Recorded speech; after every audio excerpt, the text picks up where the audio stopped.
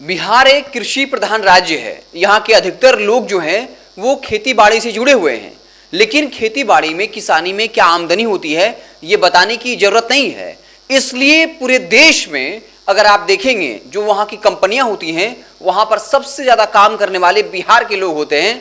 लेकिन अब इसी खेती किसानी से एक नई जो ऊर्जा है वो बढ़ रही है, क्योंकि कुछ ऐसे किसान हैं जो अब खेती बाड़ी से अच्छी खासी आमदनी कर रहे हैं।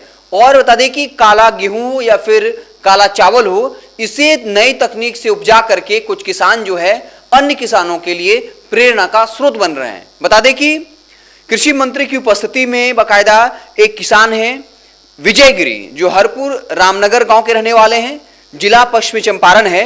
इनको हिंदी दैनिक प्रभात खबर की ओर से कृषि व संवर्धित क्षेत्र में विशिष्ट योगदान के लिए किसान सम्मान से सम्मानित किया गया। और इस मौके पर जो है बाकायदा कृषि मंत्री मौजूद थे।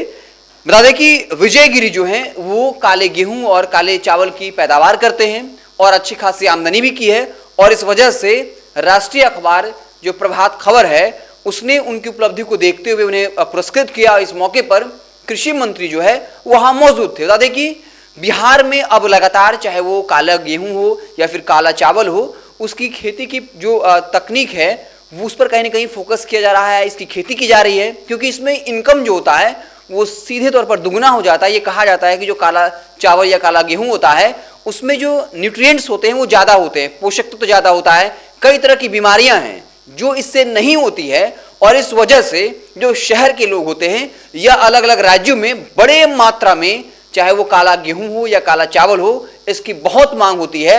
इसलिए लगातार अब बिहार के किसान भी इस तरफ आगे बढ़ रहे हैं और इनके जैसे किसान जो हैं वो कहीं ना कहीं इंस्पायरेशन बन रहे हैं, प्रेरणा बन रहे हैं, ताकि जो लोग हैं, किसान हैं, जब उन्हें खेती बाड़ी से इनकम नहीं होता है तो जाके बाहर के राज्यों में चंद हजार में मजदूरी का काम करते हैं। ऐसे लोग अब अपने घर पर रह करके अच्छा खासा इनकम जो है वो कर सकते हैं।